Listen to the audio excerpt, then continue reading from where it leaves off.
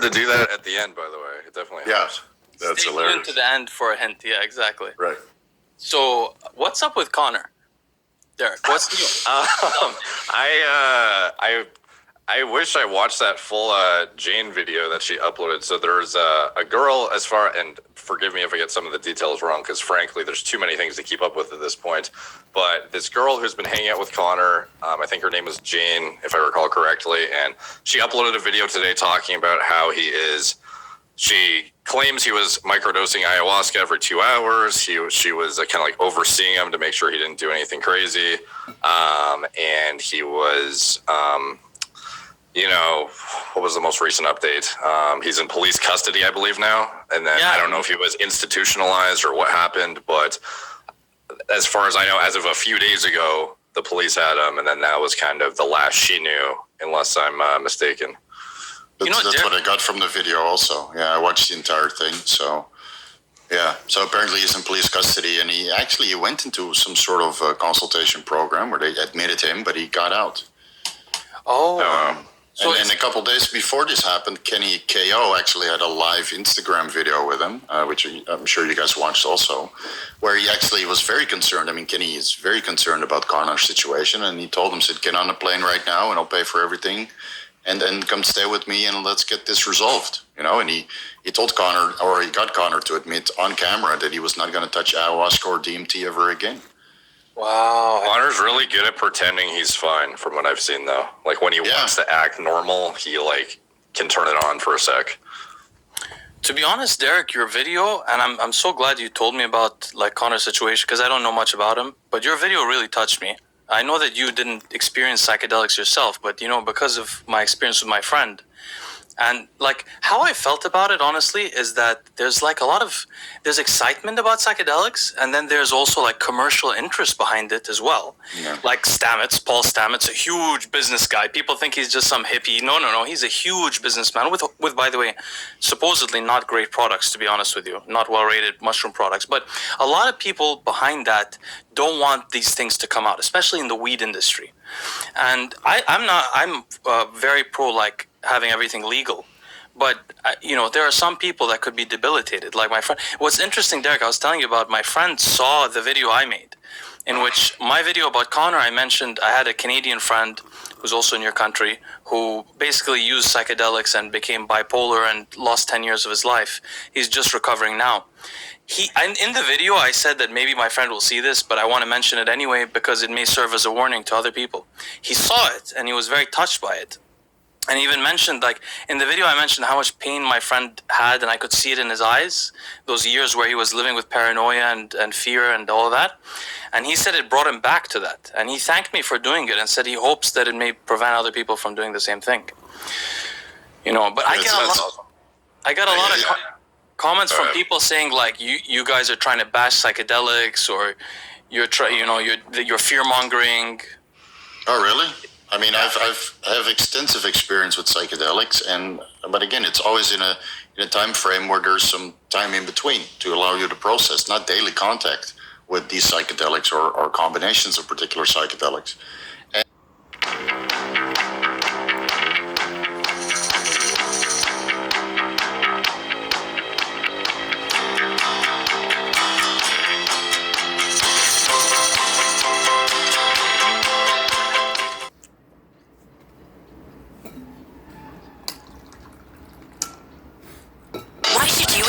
Stocks on eToro? With eToro, I can invest in global and local stocks with zero commission. Jane video that she uploaded. So there's. So what's up with Connor? Derek, what's I wish I watched that full Jane video that she uploaded. So there's a girl, and forgive me if I get some of the details wrong, because frankly, there's too many things to keep up with at this point. But this girl who's been hanging out with Connor, I think her name was Jane, if I recall correctly, and she uploaded a video today talking about how she claims he was microdosing ayahuasca every 2 hours. She was kind of overseeing him to make sure he didn't do anything crazy. And he was, what was the most recent update? He's in police custody, I believe now. And then I don't know if he was institutionalized or what happened, but as far as I know, as of a few days ago, the police had him, and then that was kind of the last she knew, unless I'm mistaken. That's what I got from the video also. Yeah, I watched the entire thing, so... Yeah, so apparently he's in police custody, and he went into some sort of consultation program where they admitted him, but he got out. My name's Jane, I'm 20, and I met Connor Murphy in April 2021. Connor Murphy is a former bodybuilding YouTuber who is currently suffering from drug-induced psychosis. He was taking one of the strongest psychedelic drugs in the world called ayahuasca every 2 hours. As of the day that I'm making this video, May 14th, Connor is safe and in an institution according to his sister. I'm disabling likes and dislikes for this video because no matter what anyone believes, I'm not doing this for clout.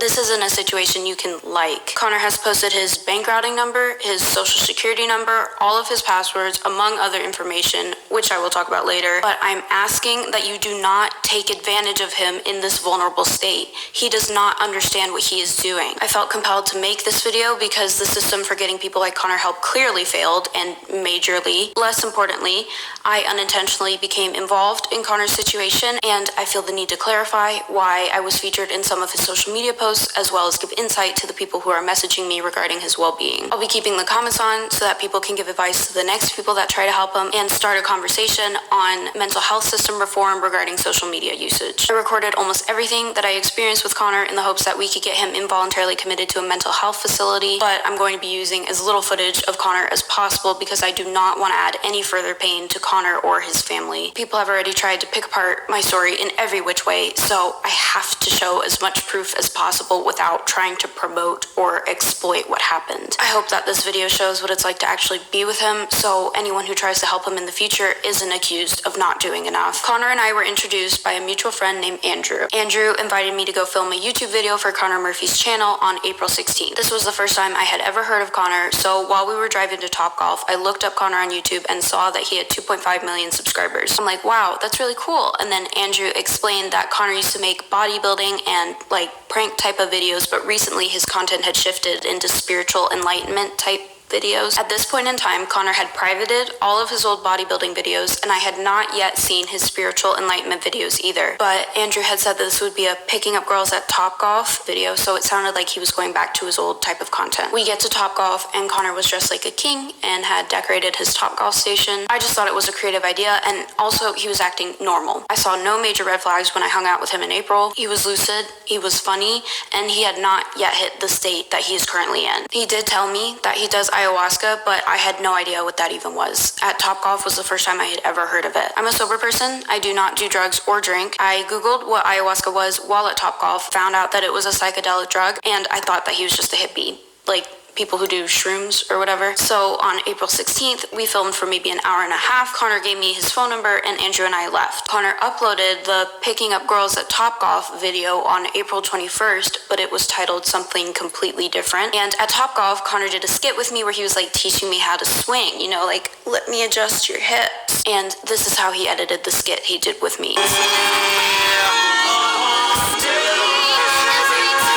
So after Connor sent me the link to the video, I looked further into the type of content he was making on his YouTube channel. Like I said, he had privated all of his old bodybuilding videos, so I had never seen what he was like before. I had no frame of reference. Keep in mind, the videos he had made up until when we met in April were still somewhat lucid. The Topgolf video was the very first video of his that was just total nonsense. It was weird to me, but I brushed it off, and then Connor texted me again on May 3rd. Connor asked me to come over because he was decorating his apartment into a mystical golf wonderland. I was comfortable with going over there alone because I had met him before with Andrew, but I had no intentions to have sex with him or anything like that. People are probably going to ask why I went over to his apartment after seeing that video, but I was obviously not aware that he had entered psychosis since I'd last seen him. May 4th was the second time I met Connor. I drove my car to Connor's apartment complex. There were a bunch of boxes and trash bags in front of his door. We went inside his apartment, and this is what I saw.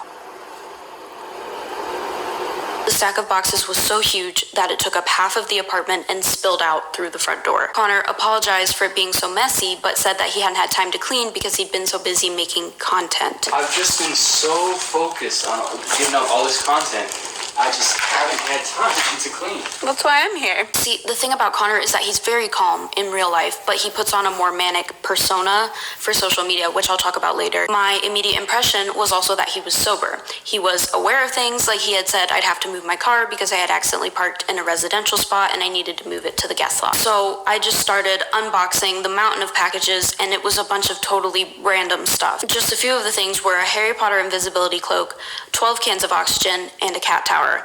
I asked him if he had a cat, and he said no. He had a Porsche bike in the middle of the room, and I figured that he must be getting a lot of AdSense because he had 2.5 million subscribers. He also filmed a video of me dancing while I was cleaning and posted it to his Instagram. Some people thought I was a stripper or whatever. I was just dressed in a crop top, and you can see I'm holding a pair of scissors because I was unboxing stuff. I think the first major red flag is when I began to notice a really bad smell. While I was cleaning, I found that there was rotten food everywhere, on the counter, on the floor, but it's important to note that I did not yet go into the kitchen area. There's a difference between leaving leftover food containers lying around and having uneaten, rotten food everywhere. I also realized that Connor wasn't actually helping me clean or unbox. He's just wandering around talking about stuff that's kind of hard to follow. I don't know anything about spiritual enlightenment, so I thought maybe it was just going over my head. At some point, Connor showed me the H3H3 video that was made about his bodybuilding content, and he told me that his old videos were super cringe. I told him I would like to see more of it, so maybe he should unprivate his old videos. He said,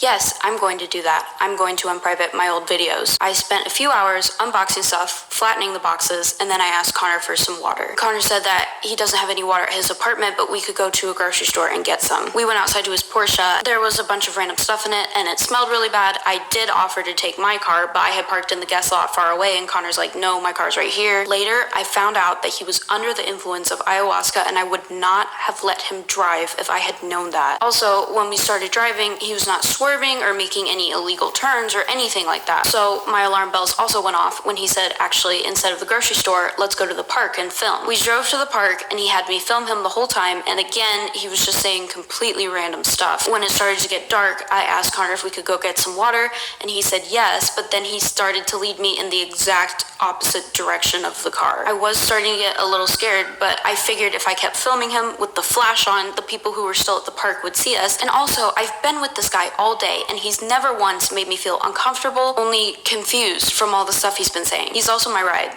If he leaves, I'm alone in the dark at the park. I asked him where we were going. He said he wanted to show me a hiking trail. I filmed him the whole time we were walking the trail, and eventually we made it back to the Porsche. He started driving us to Walgreens, and he had me film him during the whole drive. And when we got to Walgreens, he had me film him while we went inside too, and that's one of the videos that he posted onto one of his channels. We get back to the car, and he's like, did you get your water? And I was like, no, I was filming you. He says, okay, let's go to HEB, but we end up sitting in his car for about 30 minutes because Connor wants to film stuff. While we were sitting there, he asked me to film 2 more videos that he ended up posting, but I only want to bring attention to one of these videos, which is called I'm Getting Married. Here's a short clip from that video. So you know, me and Jane, we're actually saving our first kiss for marriage.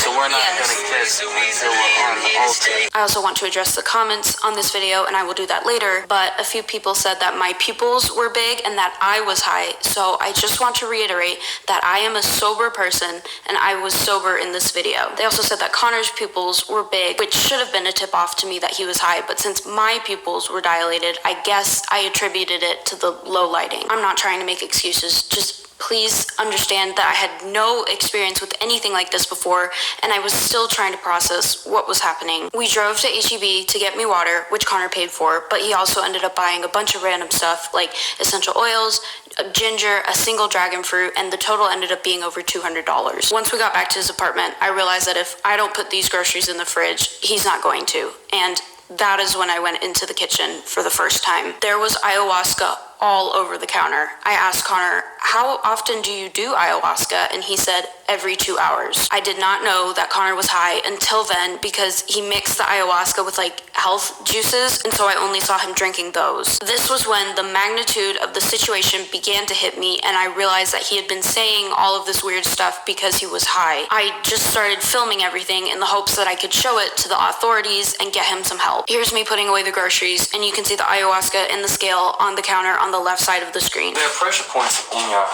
Oh, thank you.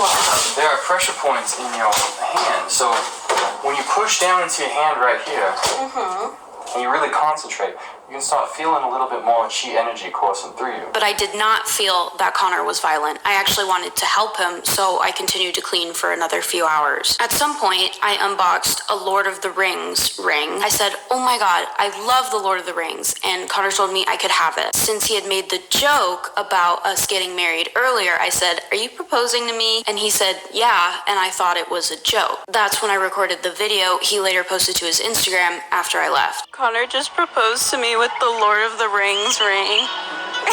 Also, while I was unboxing packages that night, I opened up 4 more bags of ayahuasca he'd ordered. Then it's like midnight, I'm exhausted, I've been cleaning all day, I've been trying to keep up with everything that he's talking about, and so I tell Connor I'm leaving, but I'm gonna come back the next day to clean more. I drove home, I went to bed, I woke up May 5th, and I had a lot of notifications. Connor had posted the video, and now people thought that we were engaged. Then Andrew, remember the friend who introduced us, starts texting me and says Connor just posted his bank routing number and all of his passwords. He also posted his social security number. I call Andrew, and I find out that after I told Andrew that Connor was doing ayahuasca every 2 hours, Andrew had gone over to Connor's apartment after I'd left. Andrew told me that he'd had a long conversation with Connor and had tried to get him to go sober and take a break from the internet. I can't believe I wake up after this long conversation with him and he just goes and does everything opposite of what he said he was doing. Like, I've never seen his apartment like that. Normally it's like super organized and like clean. Andrew also said that Connor's dad had called. Dad's like on the phone last night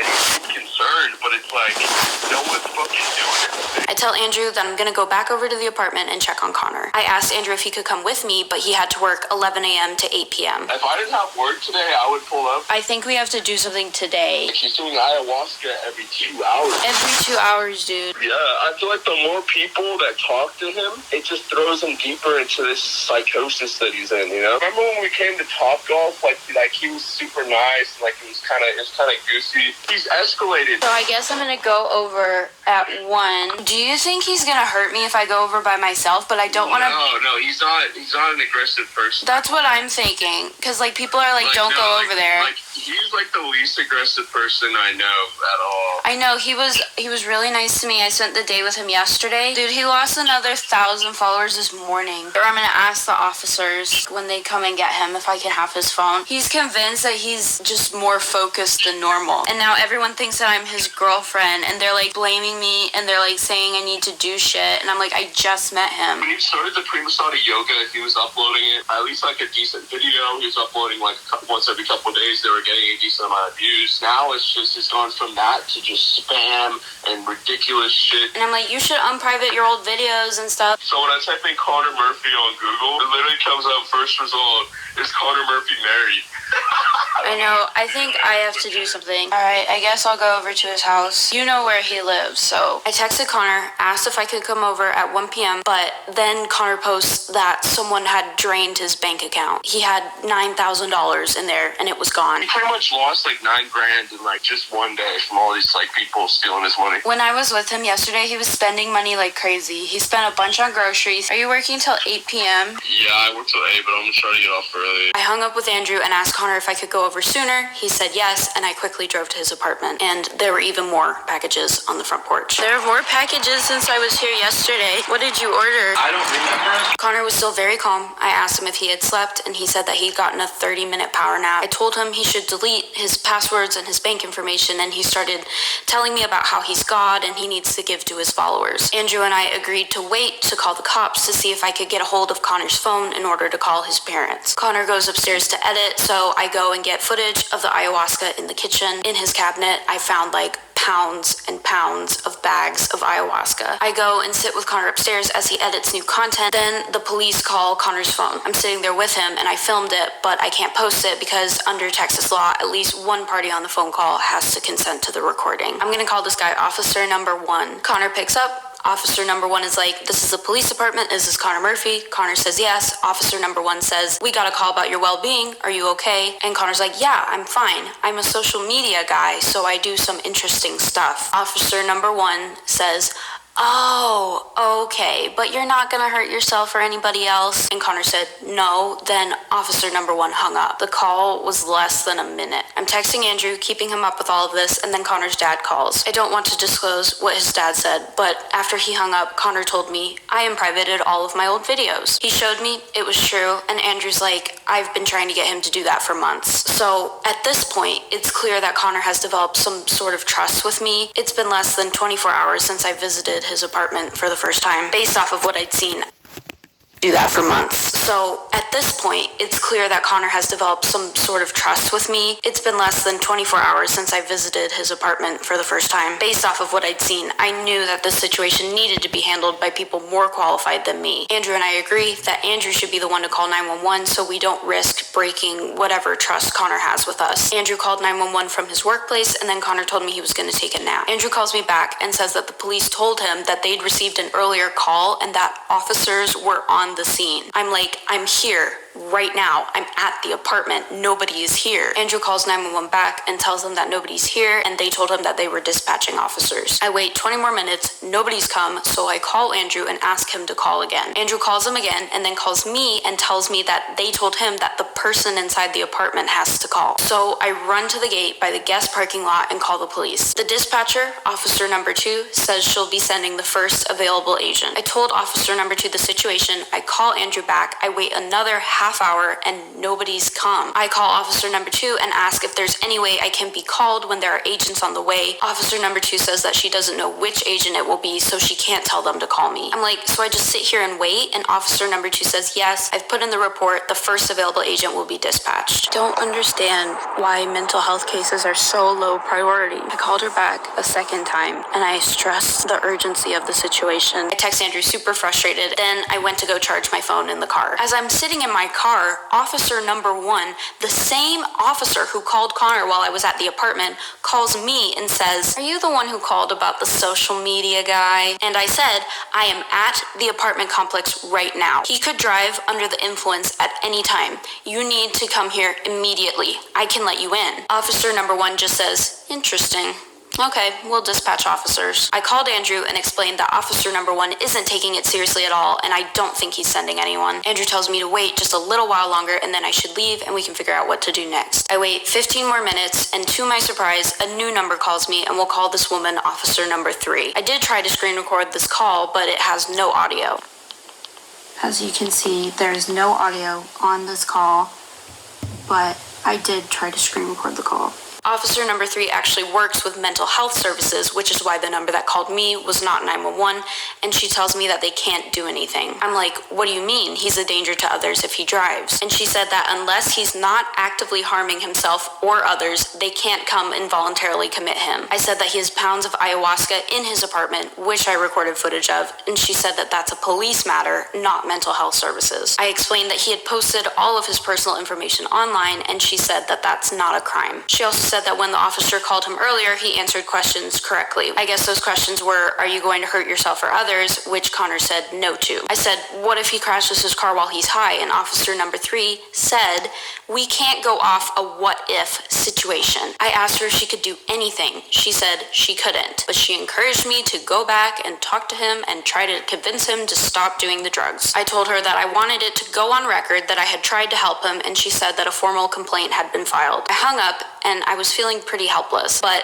then I remembered that a mental health professional had reached out to me over Instagram. The counselor said he didn't live far from the complex and he could come over and start working with Connor. I called Andrew and he encouraged me to bring the counselor to Connor's apartment, so I messaged the counselor back and we coordinated where we were going to meet. I brought the counselor to Connor's house and we spent another few hours with him, but the counselor could not have him committed because Connor is not legally his client. I left when the counselor did. I posted the statement to my Instagram story and stopped responding to Connor's texts. That night, Connor posted his apartment address, his phone number, and started giving away the rest of his money via PayPal, Dogecoin, and Cash App. The next day, May 6th, 2 of Connor's followers contact me and say they're going to be driving down from up north to see if they can help him. Their names are Micah and Dylan, and they told Connor they were going to be filming a documentary about him. Micah and Dylan start cleaning Connor's apartment and actually get him to go to the gym. That night, they decide they're going to stay with their friends until next week, and I say I can come over tomorrow and help them clean. I stayed up all night talking to them because because Connor's posts were still very erratic and he ended up doxing another influencer's phone number. I start doing research into ayahuasca addiction, but there's hardly any information because nobody uses it like that, taking it so often. It's such a powerful psychedelic that most people do it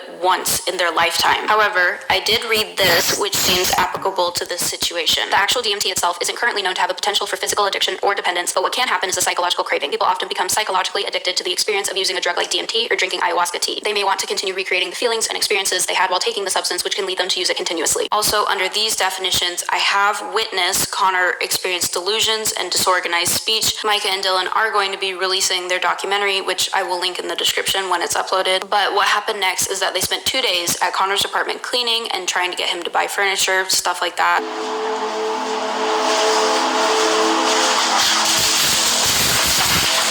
Got a bunch of groceries. Everything over here is getting clean. We finally got the sink clean.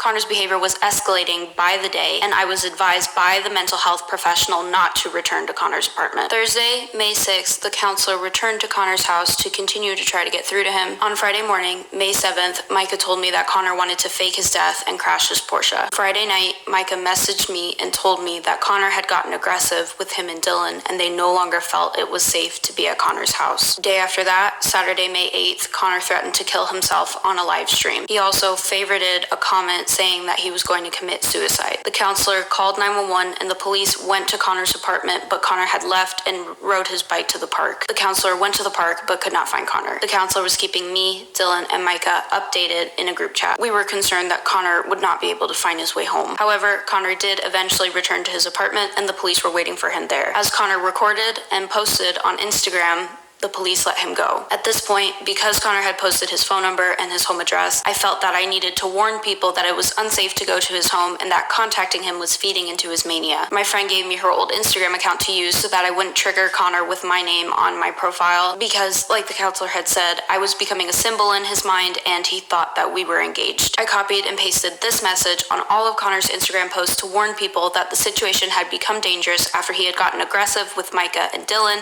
and had threatened to harm himself. People started asking me questions, so I asked them to DM me so I could explain the situation without posting it publicly on Connor's profile. People might say, but you said you were handling everything offline. I meant that I publicly wasn't giving real-time updates because Connor could get tipped off on all that we were doing to help him, and like I said, posting about him only exacerbated his mania. I felt an obligation to at least warn people because the situation had gotten dangerous and people were talking about going to Connor's house. Even while I was updating people, they would pick apart my story because I didn't yet have all the information, I was confused, and or I was still trying to process everything that was happening in real time. Sunday, May 9th, Connor started posting his family's phone numbers, him saying the N-word, and started making references to child pornography, which I will be abbreviating to CP. Once again, the police visited Connor's apartment about the CP and then let him go, as Connor recorded and posted on his Instagram. That night, an influencer offers to fly Connor out to stay with him, and everyone is encouraging Connor to go. I DM the influencer's Instagram, explain the situation, and tell him that it might not be safe because Connor got aggressive with Micah and Dylan. I also tell the influencer that the counselor is visiting Connor almost every day, and I don't know if he should leave his supervision because the counselor was able to get Connor to throw out some of the ayahuasca that night. The influencer agrees and says that he'll leave it in our hands. Monday, May 10th, the counselor left Connor's apartment at around 1 or 2 a.m. after spending time with him, making sure he was drinking water and getting him to throw out some of the drugs. He did mention that Connor was with a girl he had met on 6th Street, but he thought that she wasn't in any danger. At around 2 p.m., I checked Connor's Instagram, and his last post was him driving around in his car that morning. When I checked, it had been about 2 hours since he'd last posted. I started to get really worried that he might be hurt or lost. I asked Dylan and Micah if they knew anything because Connor had shared his live location with Dylan, but Dylan said that it had stopped working. I checked this app called Citizen, which reports on local crime in the area, and commented on every car accident asking people to please post a picture or let me know if one of the vehicles involved was a silver Porsche. I texted the counselor, but he wasn't responding. When we finally called later that night, he told me that he'd slept all day because he'd been up all night worrying about Connor. It had now been around 3 hours since Connor had last posted to his Instagram, which was very unusual because he normally uploaded like every 15 minutes. Then Dylan tries texting Connor and it doesn't go through. I called the police, who referred me to Public Information Services, who said that they would get back to me in about 48 hours about who was involved with each car accident. So I got in my car and I drove to every car accident reported reported on Citizen. I'm doing a U-turn so that I can see if it's him. I couldn't tell from this side of the road. It's on this side, and I was coming from this direction. Okay. I think it's just that car. Okay. Okay, it's not Connor's car. Please, God, please don't let it be him. Please, God, please don't let it be him. Please, God, please don't let it be him. Where the fuck is he? It was rush hour. There was a lot of traffic, so it was hard for me to get anywhere. I drive around for 2 hours before I text Micah and Dylan that I can't find Connor, and they suggest that I go to his house just to see if his car was there. I had not been back to Connor's apartment since he became aggressive with Micah and Dylan, but I decided I could just see if his car is there. I told Micah and Dylan to start calling all the hospitals and police to see if they could find him. I drove to the complex and I saw that Connor's car was not there. Connor's car isn't here? I called Dylan so that I could be on the phone with him while I knocked on the door. One of Connor's friends opened the door, and we'll call him John. He was also there with the same girl from the night before who we'll call Teresa. Teresa told me that Connor had met her 2 days ago on 6th Street and had invited her to come over last night. She arrived while the counselor was still there, and after the counselor left, Teresa decided to stay the night to keep an eye on Connor. I fully believe her when she told me that they did not have sex, and Teresa also has a boyfriend who I later met. Connor posted that Teresa's name is Wanda and that she's a 15-year-old prostitute. That is not her real name, and she is 19. He posted about you and everyone thinks you're a 15-year-old prostitute. Right? Yeah, no, I am 19. He did not rape her or any of the shit that he said. Teresa told me that after the counselor left, Teresa went to bed, and when she woke up, she saw that Connor had been on a bender and was in a really bad state. Teresa woke up after Connor had already been driving around, which was when he posted the last post to his Instagram. John had driven to Connor's house to see Connor and arrived at the apartment after Connor had already been driving around that morning. Teresa told me that Connor's dad had called him and asked him to go to a specific psychiatric mental hospital and that his dad would be flying down the next day. Connor wiped his phone, gave his phone and his credit cards to his friends, and then left in his car, and he did not have the ayahuasca either. He doesn't have the ayahuasca. He doesn't have the ayahuasca. He doesn't have any illegal substances on him. Okay. At this moment, as far as I'm aware. Teresa was on the phone with her boyfriend when apparently Connor told John that he was going to the beach and left without her knowing. I don't think that John understood the situation and did not know that Connor should not be driving. The last thing he said, she was like, he's going to the beach, right? Yeah, it's him. Yeah, that's the last thing. He's been ordering new phones, apparently. So he's with his car somewhere, but we don't know where because he doesn't have his phone. Connor had been gone for about 5 or 6 hours when I arrived at the apartment. Teresa and John explained the situation to me, and then we kept trying to get into Connor's phone and computer in order to contact his parents. But Connor had smashed his computer before he left as well. I'm like trying to restart his computer. Why call the cops? Because he's in a drug-induced psychosis. Yeah, he should not be driving. He could turn violent at any moment. And he did. Also, we were not able to call the police on him because he wasn't actively harming himself or someone else. But they said if he was actively driving, we would be able to call the police. He's actively driving. Exactly. Dude, he really fucked up this computer. Then I drove Teresa to her house so she could get ready for her work shift. I also met her boyfriend, who is aware of the situation. We discovered that although Connor had locked us out of his Apple ID, calls were still coming through to his phone. Andrew called Connor's phone. We updated him, and then Connor called his own phone and told us that he was being held hostage an hour away. Hello? Hello? Who is it? Who is this? This is Mr. Connor. So, essentially, can you please write this down or record this or something? Yeah. Okay, because this is very interesting. I need you to go to the police immediately because when I tried to go to the psych ward, there was a man, his name was, and he is working for the fucking government. He is with Jake Paul and H3. He fucking is holding me hostage. So sorry, you got this.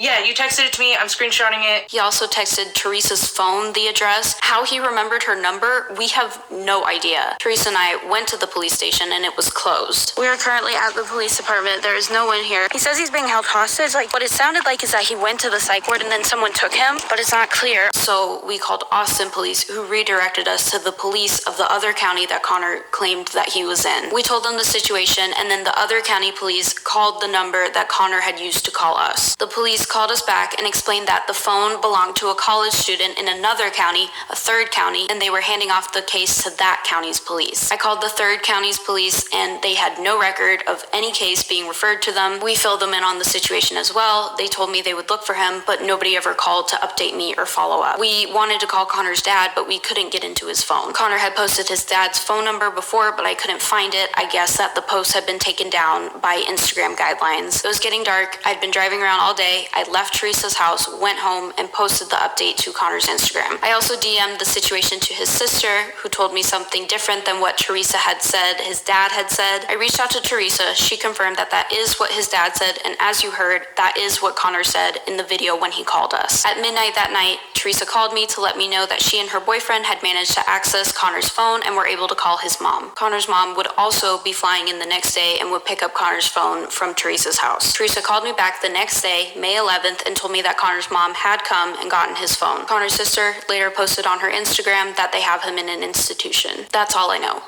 This is now being handled by his family, so as I said on Instagram, I'm taking a step back. So if Connor does start posting again or whatever, I do not want to be involved. Now I'm going to be addressing the questions that people have asked me since Connor posted me to his social media. Where is his family?